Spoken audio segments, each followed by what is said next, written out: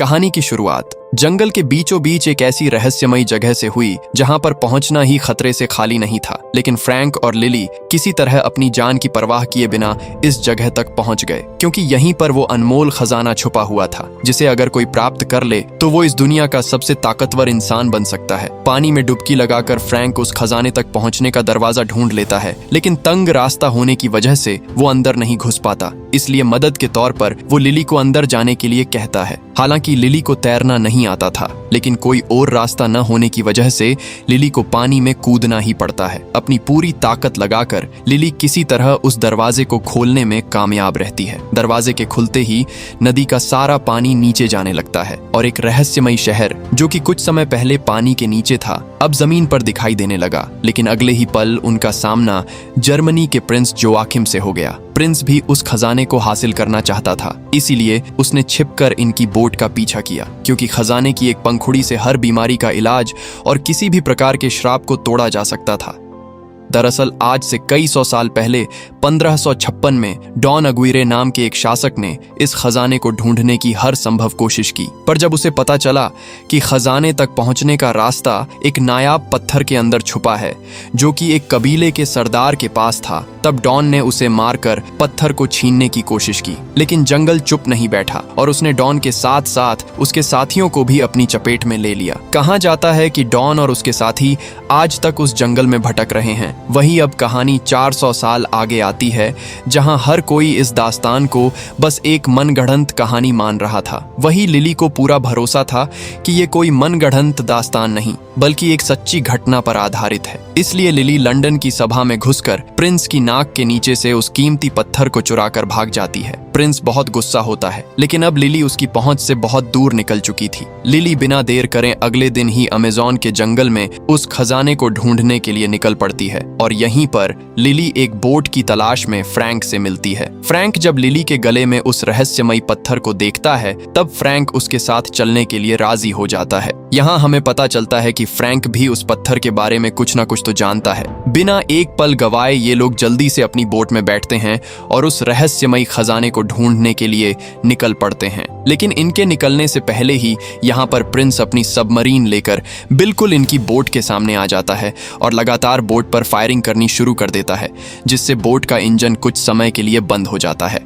Frank McGregor को boat संभालने के लिए कहकर खुद नीचे उतर जाता है और एक रस्सी की मदद से बोट को तेजी से घुमाकर दूसरी तरफ कर देता है, अपनी सीमा से दूर जाते देख। प्रिंस उन पर टारपीडो छोड़ देता है। फ्रैंक समझ जाता है कि बोट टारपीडो से तेज नहीं भाग सकती, इसलिए वो बोट को एक घर के ऊपर चढ़ा देता है, जिससे टारपीडो नीचे से होकर सामने जा टकराता है। फ्रैंक और उसके साथी सही सलामत यहाँ से निकल जाते हैं, जबकि प्रिंस की सबमरीन बुरी तरह किनारे से टकरा जाती है। रास्ते में अद्भुत नज़ारों का आनंद लेते हुए यह लोग उस जगह को ढूंढते हुए आगे बढ़ने लगते हैं। थोड़ी आगे आने के बाद नदी दो रास्तों में बंट जाती है। नक्शे के हिसाब से इन्हें राइट साइड की तरफ से जाना होता है, लेकिन फ्रैंक उस रास्ते से जाने से मना करता है क्योंकि उस तरफ नदी का पानी बहुत तेज गति से बहता है। लेकिन लिली उसे फिर भी उसी रास्ते पर बोट को मोड़ने के लिए कहती है, क्योंकि इस तरफ से खजाने तक जल्दी पहुंचा जा सकता है। फ्रैंक भी उसकी बात मानकर बोट को राइट साइड मोड़ देता है। अब सूरज भी ढलने लगता है, इसलिए फ्रैंक बोट को एक किनारे पर लगा देता है और सभी यहीं पर रात बिताने का फैसला करते हैं। रात को जब सभी बोट पर बैठे होते हैं तभी मैकग्रेगर पर एक जंगली बिल्ली हमला कर देती है, लेकिन फ्रैंक उसे शांत करता है क्योंकि वो फ्रैंक की पालतू थी और अब तक इसी बोट में छुप कर बैठी थी। वहीं दूसरी तरफ प्रिंस उस जगह पर पहुंच जाता है जहां डॉन अग्विरे को आज से कुछ 100 साल पहले सजा मिली थी। प्रिंस जानता था कि नदी के पानी से उन्हें इस बंधन से मुक्त किया जा सकता है, इसलिए वो कुछ पानी की बूंदें डॉन के ऊपर गिराता है। पानी की बूंदें लगते ही पत्थर को चीरकर उसमें से सांप बाहर आने लगते हैं। प्रिंस उनसे बात करता है और कहता है कि वो उन्हें नदी का पानी देगा, बदले में उन्हें उसे जादुई पत्थर लाकर देना होगा जो कि लिली के पास है। अब उस पत्थर की मदद से ही डॉन और उसके साथी इस श्राप से मुक्त हो सकते थे, इसलिए वो प्रिंस की बात मान लेता है और अगले ही पल प्रिंस नदी में एक बड़ा धमाका करके नदी का पानी उन तक पहुंचा देता है। पानी मिलते ही सभी एक एक करके पत्थर की मूर्ति से वापस इंसान बनने लगते हैं। वहीं अगले दिन फ्रैंक और मैकग्रेगर किनारे पर बैठे एक दूसरे से बातें कर रहे होते हैं। तभी लिली बोट के अंदर फ्रैंक के पर्सनल कमरे को तलाशने लगती है और उसे वहाँ कुछ चौंका देने वाली चीजें मिलती हैं। तभी यहाँ पर फ्रैंक आ जाता है। फ्रैंक लिली पर बहुत गुस्सा होता है क्योंकि लिली ने उसका कीमती सामान देख लिया था। दरअसल फ्रैंक भी पिछले कई सालों से उस खजाने को ढूंढने की कोशिश कर रहा था, लेकिन थक हार कर उसने उम्मीद छोड़ दी। लेकिन लिली उसे वो पत्थर दिखाती है जिसकी मदद से उस खजाने को ढूंढा जा सकता था। वही मैकग्रेगर जब बाहर खड़ा होता है तभी उसके पीछे से कोई बेहोशी वाला तीर मारता है जिससे वो वहीं पर बेहोश हो जाता है। लिली और फ्रैंक उसे बचाने के लिए आते हैं, लेकिन आदिवासी उन्हें भी बेहोश कर देते हैं। आदिवासी उन्हें अपने साथ कबीले में ले जाते हैं। यहाँ आदिवासियों का सरदार लिली से वो जादुई पत्थर मांगता है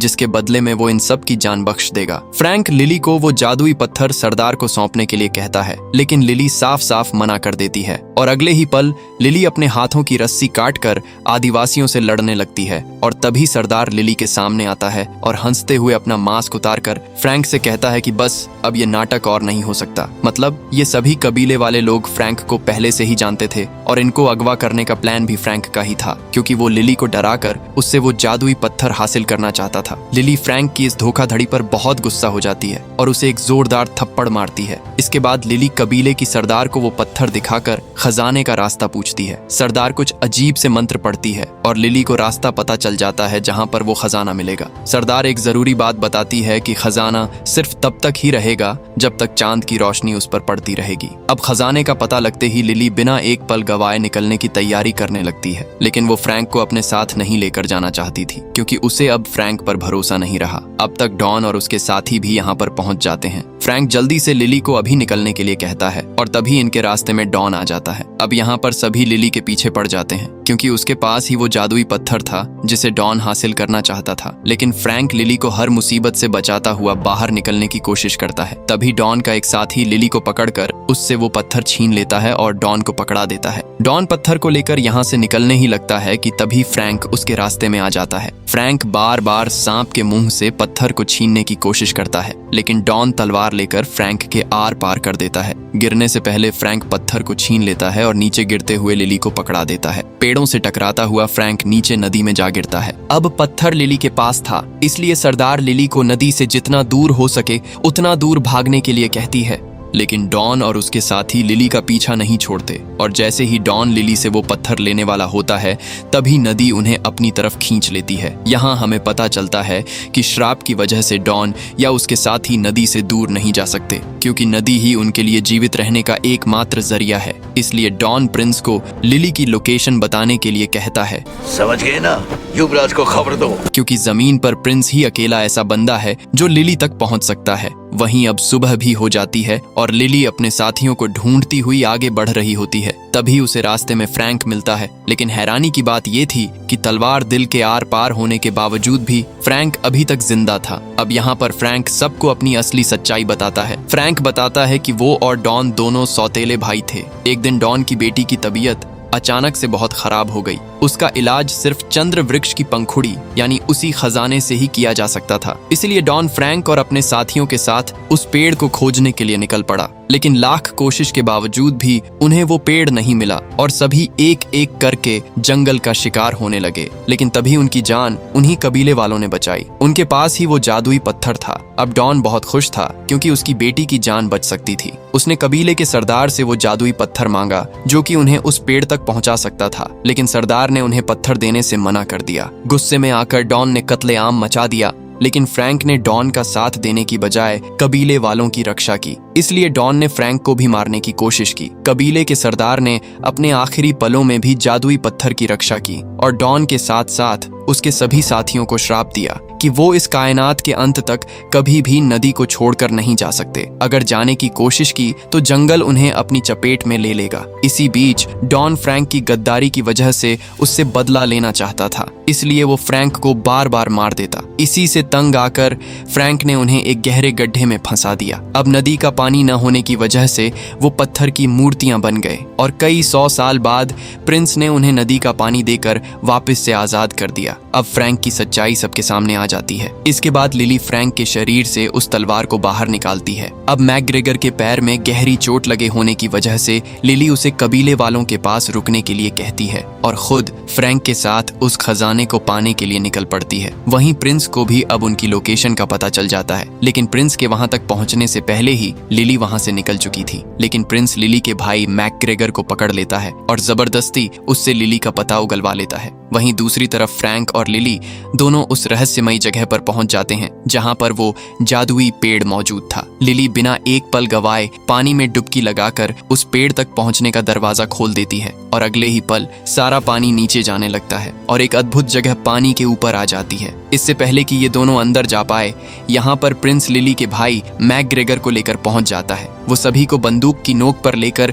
लिली से जादुई पत्थर ले लेता है। इसके बाद प्रिंस फ्रैंक को बोट को अंदर ले जाने के लिए कहता है। अंदर पहुंचते ही वो जादुई पेड़ बिल्कुल इनके सामने था, लेकिन अभी ये पूरी तरह बेजान है। जब चांद बिल्कुल इसके ऊपर होगा तभी उस जादुई पत्थर की मदद से इस पेड़ को वापस जिंदा किया जा सकता है। कुछ ही देर में चांद अपनी जगह पर आने वाला था, इसलिए प्रिंस फ्रैंक और लिली दोनों को जल्दी से पेड़ को जिंदा करने के लिए कहता है। बदले में वो उन्हें भी एक पंखुड़ी देने का वादा करता है। अब चांद भी बिल्कुल ऊपर आ जाता है। फ्रैंक और लिली किसी तरह पहेली को सुलझा लेते हैं और जैसे ही पत्थर अपनी सही जगह पर लगता है, पूरा पेड़ दोबारा से जिंदा होने लगता है और चांद की रोशनी पड़ते ही उस पर जादुई पंखुड़ियां उगनी शुरू हो जाती हैं। अब फ्रैंक और लिली यहाँ पर अपनी चाल चलते हैं। लिली सिपाही की गन लेकर फ्रैंक को गोली मारती है। फ्रैंक तो श्रापित था, इसीलिए वो मर नहीं सकता था, लेकिन फ्रैंक जानबूझकर मरने का नाटक करता है और नीचे नदी में गिर जाता है। इसलिए वादे के मुताबिक अब वो एक पंखुड़ी प्रिंस को लिली को देनी पड़ेगी। वही फ्रैंक बोट के ऊपर चढ़कर एक एक करके सभी सैनिकों को मार गिराता है।